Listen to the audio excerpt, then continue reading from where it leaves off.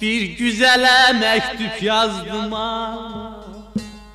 Dünya Sultan Süleyman Ağa. Hasta düştüm sen yanıma gelmedin. Dedi ki kim ayzalım? Sen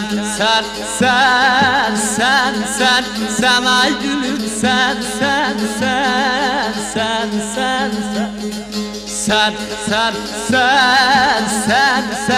sen ay zalım sen.